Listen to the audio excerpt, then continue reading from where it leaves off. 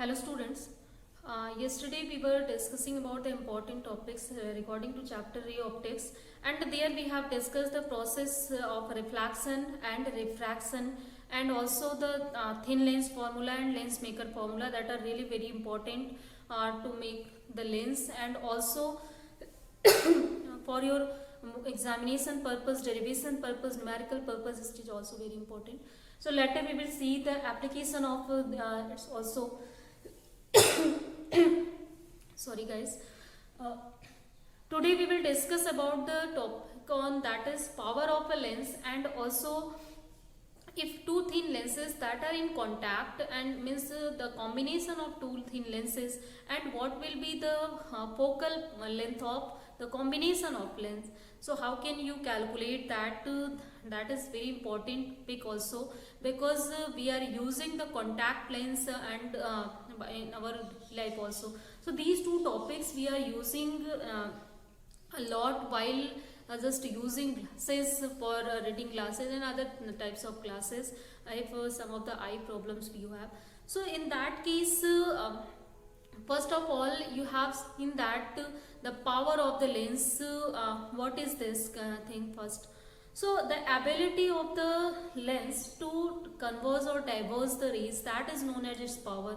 Means if suppose you have focus problem there, then how the lens is conversing the rays, and as which distance it is conversing, according to that what is its power.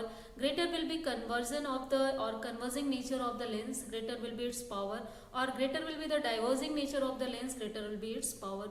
So depending on the conditions, as we have two types of spherical lenses, that is convex lens and concave lens, and you know that convex lens that are using to converge the light, and concave lens that are using to diverge the light. So that time according to the need, according to the problems we have used, and you know already how many types of eye defects are there, and which types of lenses we are using or combinations we are using there to remove that eyesight problem. So here we are talking about that what is the power. So I think now power is clear. So here we will take to calculate the power. How can you calculate it? With the help of convex lens I will use it. So suppose we have some thin convex lens, and that is for this thin convex lens, this is our principal axis. Suppose an object that is placed, or at some places that is placed, and light is coming from it, then that time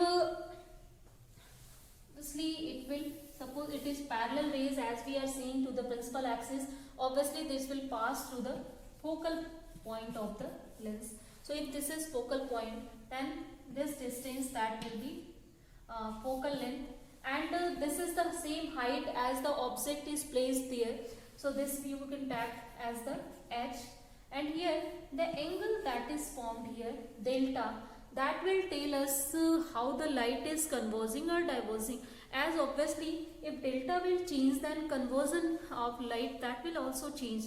So this delta tells us about the conversion of light. So you can calculate easily, as here you are seeing 90 degree angle is forming. So you can take tan theta here or tan delta.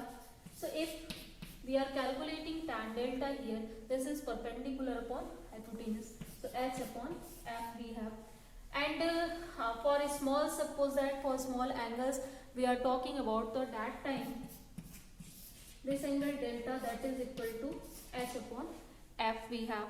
And also this delta that is denoting the power of the lens here. So the power of the lens that is written as this P is equal to S upon F.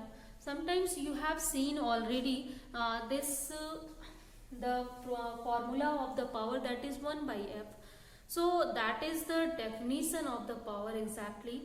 So H is whenever you have object height greater than 1 meter or 100 centimeter, whatever unit way you are taking, then that time obviously if suppose that H is equal to 1 meter, means an object of 1 meter height we are taking. So for that case power will be equal to 1 upon F in meters. So in this case, power is just denoted by the reciprocal of focal length if object height is 1 meter. If height of the object will increase, then that time you have to take this formula to calculate the power here. You can take also this value into the centimeter. That time obviously here if 100 centimeter, suppose that height is, in the another way you can write it in centimeter also. So that time this formula will be here, P is equal to 100 upon F. In centimeters there you have to write. So in which unit you are going to measure it, that is really very important. And the unit of power exactly, that is measuring in diopter. So 1 diopter is equal to the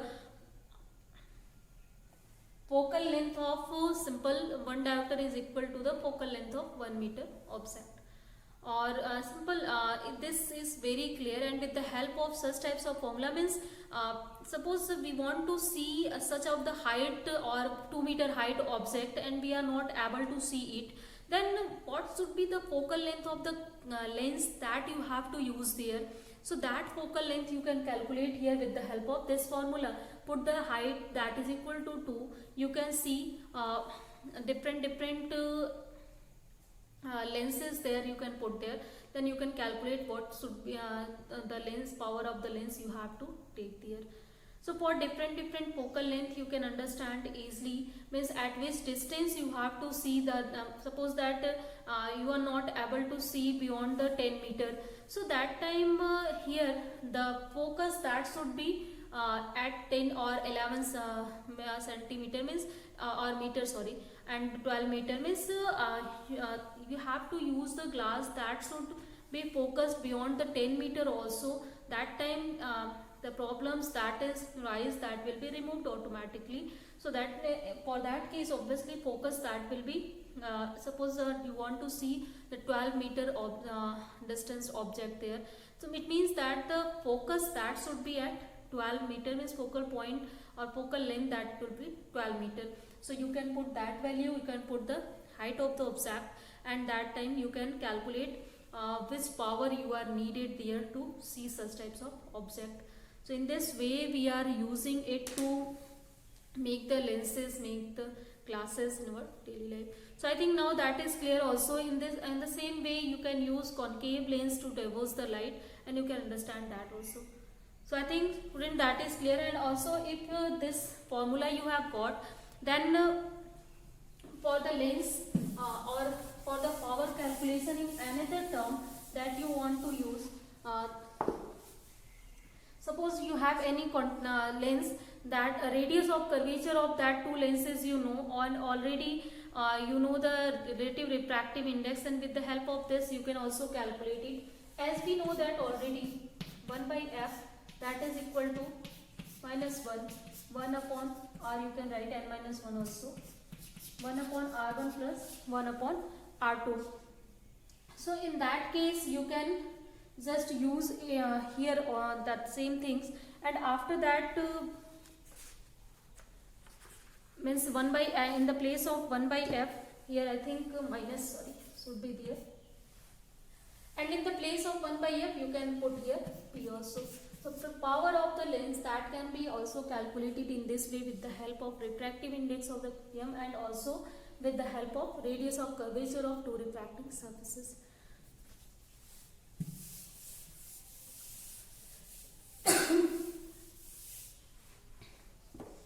And again students, now after this thing let's see what is the magnification of the lens. And as we have discussed, magnification for the already mirror and for the lenses we have understand that. So magnification is denoted by obviously height of image to the height of object. So with the help of that we can easily calculate what is the magnification of the object.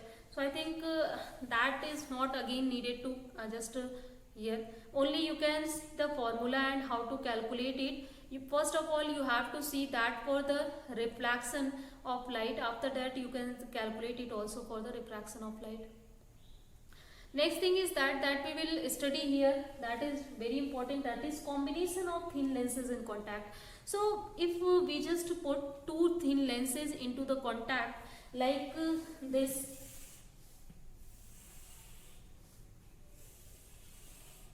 then that time what should be the focal length of the combination of such types of contact lenses that we are using. So let's see that how to calculate the combination of two lenses.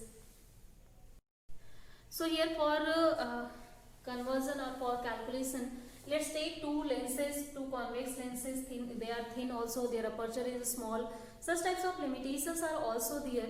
And if we have just taken into the contact, first of all let's see for two lenses, later we will discuss about in general cases, means number of lenses if they are in contact, then what is the focal length of the combination there.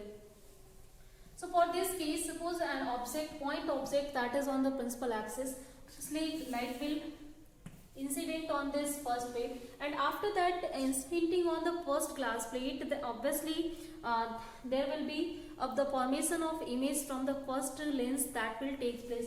So suppose the formation of image from the first lens that is taking place at some point I1, and also the ray will pass to the second this lens, and after that the refraction process will take place from here, and the image that will be formed at some I. So for this image, image I1 or this will be act as the object here. So the image formed by the first lens, that will be the image or object for the second lens also. So here you can take now, so this is O, this is our point I, this is I1. The distance of this I1 here, as the lenses are in contact, they are thin, their aperture is small. Suppose this point P, this is the pole point from this, and the distance of the image first, that is I1, that is made by this lens A, that is equal to V1, and the final image that is formed by the combination of the lens at this point I with the help of these two lenses, that is equal to V, and also the object distance, that is equal to U. Now you can use the formula for the thin lenses separately, and after that if we will add that, then we can get the combination of the lenses there. So for suppose for first lens only we are talking about. So for first lens, refraction and image formation that is at point I1 here. So for that you can write the thin lens formula, and the thin lens formula that we have, 1 by V minus 1 by U is equal to 1 by F. So obviously let's take focal length of this one is F1, focal length of second lens, that is F2. So here the image distance, that is equal to V1 minus the object distance that is equal to here U, and the focal length, that is equal to F1 here. In the same way for second lens we can see here, and also I've just told you for second lens, obviously this object I1 will act as the object here. So object distance here will be V1, not here U will be. So image distance, that is 1 by object distance 1 by V1, and if focal length is F2, then you can write it here. Now add these two equations, and if we will add that, then 1 by V1 will be cancelled out from here, and finally we will get, after adding 1 by V minus 1 by U, that will be equal to 1 upon F1 plus 1 upon F2. And now suppose that the focal length of the combination, that is equal to F. So for that combination you can write a formula, that is 1 by V as the final image that is formed at a distance V, and object distance, that is U, that can be written as this 1 by F. So here in the place of this we can write the focal length of the combination here. Finally we will get the formula, that is 1 by F is equal to 1 by F1 plus 1 by F2. So this is the formula for the combination of lenses that are in contact, that are thin lenses. And in general, if you are taking 3, 4, 5 lenses and number of lenses that are in contact, then simple the generalized form of this formula or combination of the lenses, that will be equal to, obviously 1 by f is equal to 1 by f1 plus 1 by f2 plus 1 by f3 and so on. So if you know the individual focal length of every lenses that we are putting into the contact, then that time you can easily find out what is the combination of the combined focal length of these contact lenses. So the next thing that we will study here, that is magnification by the combination of lens. Means such types of combined lenses that we are using, and at that time what should be the magnification there. Suppose one lens that we are using, that is convex, and one is that is concave. So such types of combinations that we are using glasses for presbyopia, and here means or hypermetropia conditions. So that time as we know that eyesight problems are number of eyesight problems. If you have long sight problem, near sight problem, that time, and if some of the persons have both sides problem, then that time we are using the combination of concave and convex lens for the removal of such types of eyes problem in the glasses.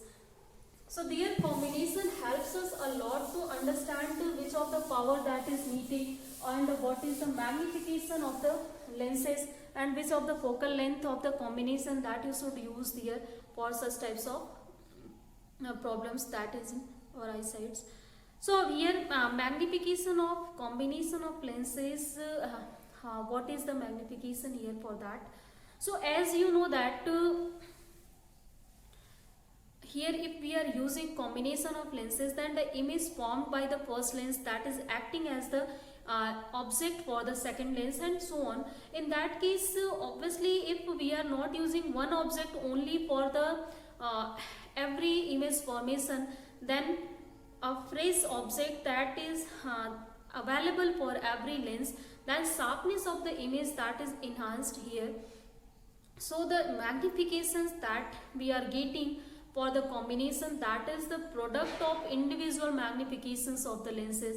So here magnification can be enhanced easily by the combination. So the linear magnification for the combination of lenses, suppose we are talking about the combinations of two lenses, and the magnification of first lens is m1, magnification of second lens that is m2, means first lens can be magnified the height of the object that is as m1, and second lens can be magnified it to m2.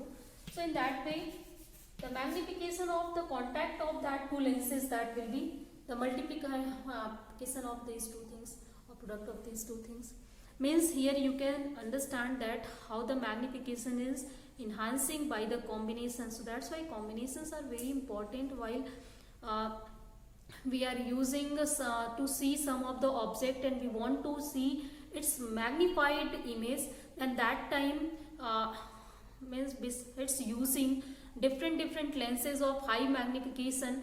We can use their contact lenses of simple magnifications, because after their contact or combinations, obviously their magnifications will be multiplied, means a multiple time enhanced image we will see there by the instruments or objects. So if this is the magnification, you know that. And now suppose that in the combination of lens we are using one convex lens and second concave lens. So as we know that for concave lens the focal length that is negative. So you can write in the formula that we have the focal length of the combination of convex lens and concave lens, that is, this is suppose f1 is the focal length of convex lens and f2 is the focal length of concave lens. As f2 is negative, then here will be negative sign. Then you can find out easily f, that is equal to f1 f2 divided by f2 minus f1. So from this combination formula you can see, if suppose that we are using the convex lens of greater focal length than the focal length of concave lens, Then in that case, if f1 will be greater than f2, then from this you can say the focal length of the combinations that will be negative. So if focal length is negative, then the combination that will be behaving like the concave lens, that time that can reverse the waves there. So I think the how to understand whether this combination is diverging or converging, that is now understandable. Conceptual questions and other problems can be asked also on these things. If we are using one convex lens, we are using one concave lens, this is the focal length of both of these things, then whether their combination will behave like the convex lens or concave lens, or if they means just give the reason if they are converging or diverging. So such types of questions can be asked here. So I think you can understand here, if we are using such different types of combinations, then how it is behaving like.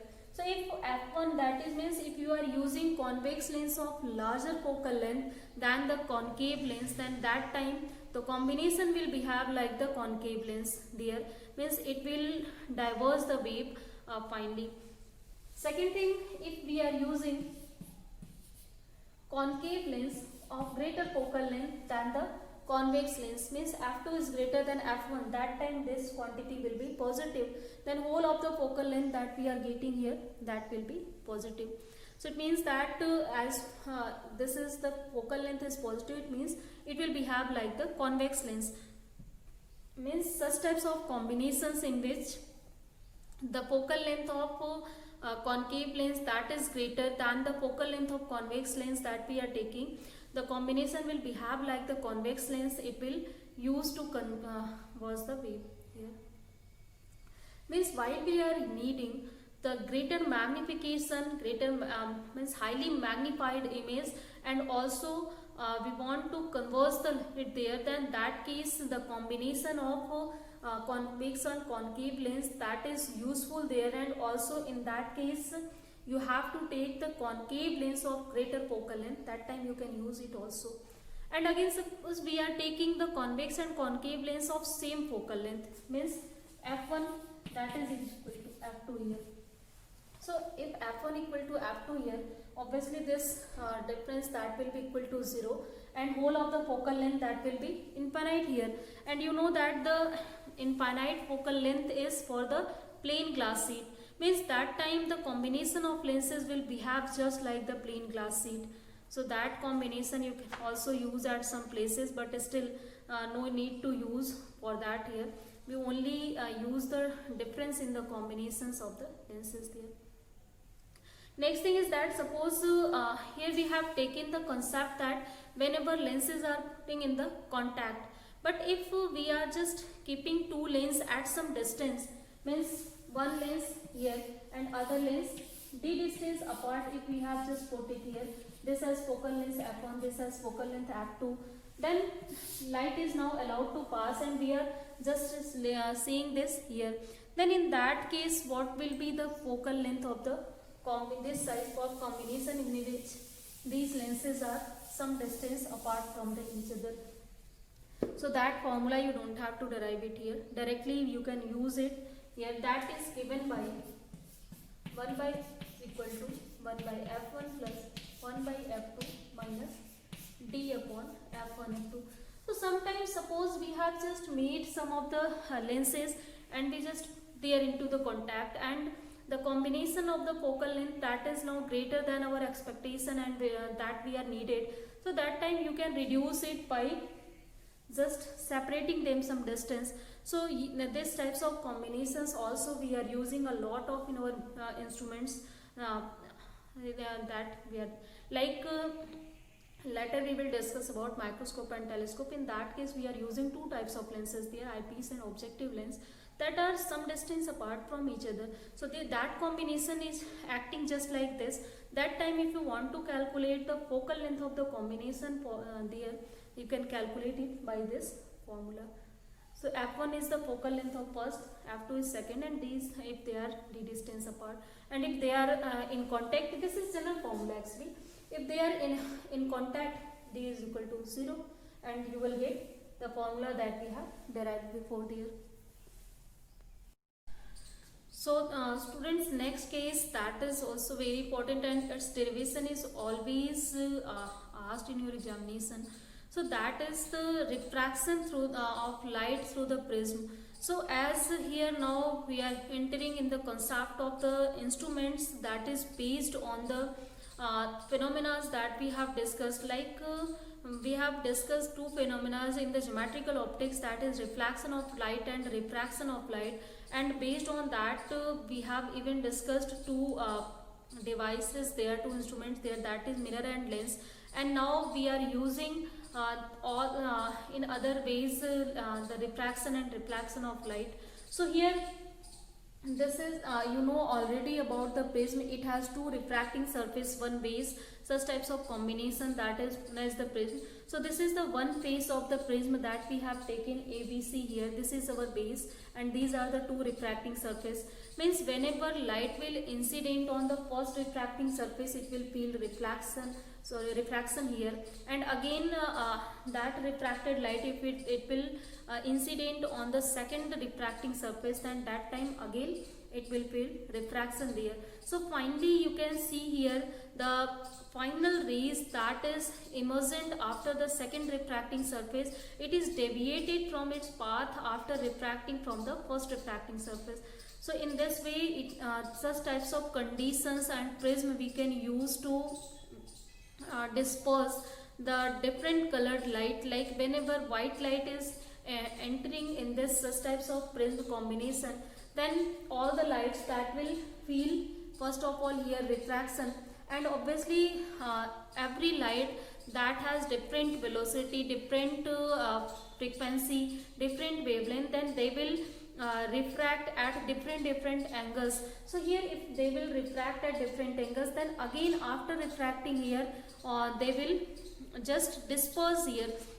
So in this way we can see the spectrum of light here with the help of the prism. So prism is used to disperse the light into its components also. So this device, this instrument, optical instrument, is really very important for the in studying the spectrum of light, to calculate the wavelength of the different lights that through which visible light is composed of. So you can easily use this optical instruments to study the dispersion of light and also to study the spectrum or wavelength, to calculate the wavelength of that particular lights.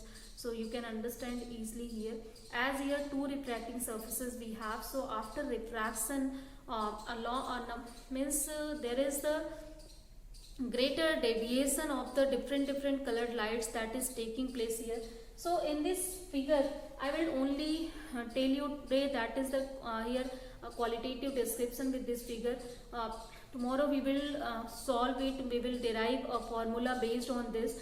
So what that is called the prism formula, and also the things that are related here to the different quantities through which we can just study the dispersion of light or refraction of light through the prism, that I will tell you.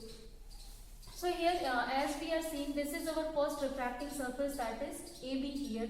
Here you are seeing this angle IA. This angle is called the angle of prism here. So the angle of prism, whenever it is asked, this is just the angle in front of the base, that is known as the angle of prism. So no need to be confused here.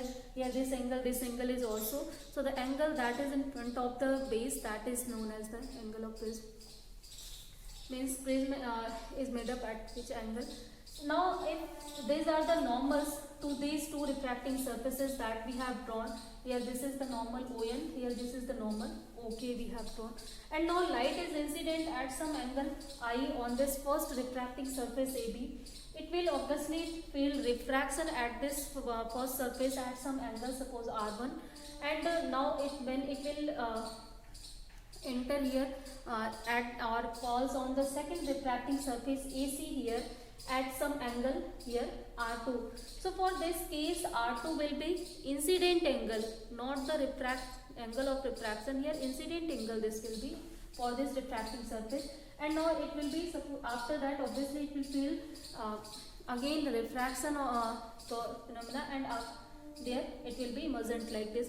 So in this case here we are seeing, first of all, suppose that this prism is placed in the air. So light is going from air to glass. This prism we are made up with the help of glasses. So light, you can see that going from rarer to denser medium here.